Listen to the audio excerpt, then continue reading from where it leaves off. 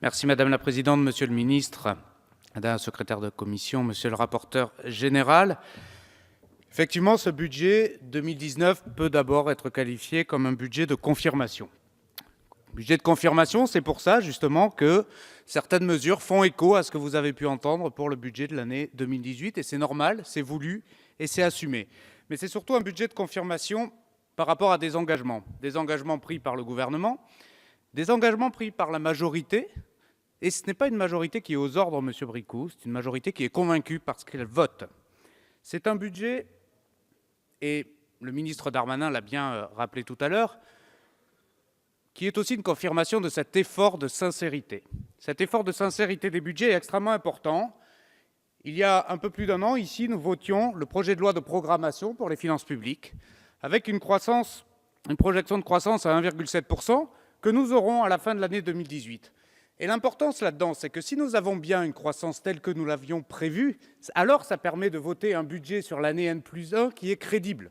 Alors ça permet justement d'expliquer à nos concitoyens comment est utilisé le denier public grâce à l'impôt qui est levé. Parce qu'ici, nous servons à lever l'impôt et les taxes justement pour leur justifier comment est utilisé l'argent public. Donc cette sincérité, elle permet de ne pas avoir à voter de décret d'avance.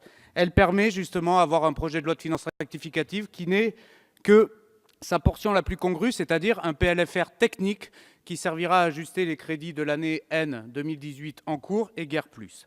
C'est un budget cohérent qui permet à la fois de redresser les comptes publics et puis d'assumer les réformes en profondeur que nous avions justement engagées l'an dernier avec ce fameux triptyque du libérer, protéger, investir que nous continuons à assumer absolument. C'est un budget qui se remarque par un effort considérable de baisse de pression fiscale. Baisse de pression fiscale d'abord pour les contribuables. Nous avons entendu l'appel du ras-le-bol fiscal de nos concitoyens. 6 milliards d'euros de baisse de pression fiscale, de baisse d'impôts et de taxes, c'est factuel. Les chiffres sont têtus, Monsieur Lurton, on le voit dans le projet de loi de finances initiale, moins 6 milliards pour les ménages. Alors évidemment, le travail est prioritaire. Nous voulons effectivement axer cette baisse de pression fiscale d'abord sur ceux qui travaillent, la hausse de la prime d'activité, la baisse des cotisations chômage et maladie, la suppression des cotisations pour les heures supplémentaires. Tout cela a été dit maintes fois, mais il est nécessaire d'insister sur cet aspect, tout en précisant que nous continuons à valoriser, à revaloriser les minima sociaux que nous avions commencé à augmenter l'an dernier, le minimum vieillesse, l'allocation adulte handicapé en particulier. Baisse de la pression fiscale pour les entreprises, pour leur permettre de retrouver les points de compétitivité dont elles ont besoin. C'est évidemment en lien direct avec tout ce que nous avons fait l'an dernier, mais aussi avec la loi PAC que nous venons de voter en première lecture il y a quelques jours.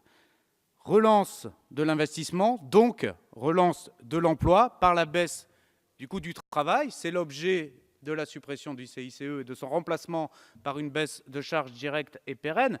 D'aucuns se plaindront d'avoir effectivement cet effet bonus de 20 milliards en 2019. Nous l'assumons. C'est justement pour que les entreprises puissent retrouver des marges, puissent investir et puissent embaucher.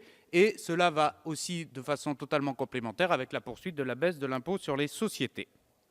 Permettez-moi, Monsieur le Ministre et Monsieur le Rapporteur, évidemment de faire un petit zoom sur la suppression des taxes à faible rendement, dont vous savez que ce travail m'est cher. D'abord, c'est un engagement du gouvernement et je voudrais saluer le fait que vous le respectiez. Ça répond à un triple objectif. Il y a évidemment le souci de la baisse de la pression fiscale, mais il y a aussi un souci de simplification et de lisibilité qui est à la clé derrière cette suppression des petites taxes. Et puis, il y a aussi le sujet de faire des économies, de baisse de dépenses publiques pour les administrations qui aujourd'hui collectent et recouvrent, à commencer par la DGFiP et la DGDDI. Donc ça a un coût. Les 17 petites taxes qui sont proposées en loi de finances initiale représentent 137 millions. Je sais que vous avez l'intention, Monsieur le Ministre, d'aller plus loin l'an prochain et d'atteindre un total de 400 millions. Nous présenterons plusieurs amendements, le rapporteur général les a détaillés et personnellement, je présenterai 3 nouveaux amendements lors de l'examen en séance. Cela va concerner plusieurs secteurs d'activité, l'agriculture, les transports, les jeux, le tourisme, l'artisanat, bref, tous ces secteurs qui ont besoin de voir leur fiscalité baisser, mais aussi rendue plus lisible. Vous avez aujourd'hui des entreprises qui payent des taxes dont elles ne savent même pas à quoi elles servent, elles ne connaissent même pas la finalité de certaines taxes affectées. Donc à nous aussi de rendre ce travail plus lisible. Vous pouvez compter sur moi et sur nous pour ce travail dès cette année que nous continuerons. C'est une dynamique pluriannuelle, Monsieur le Ministre.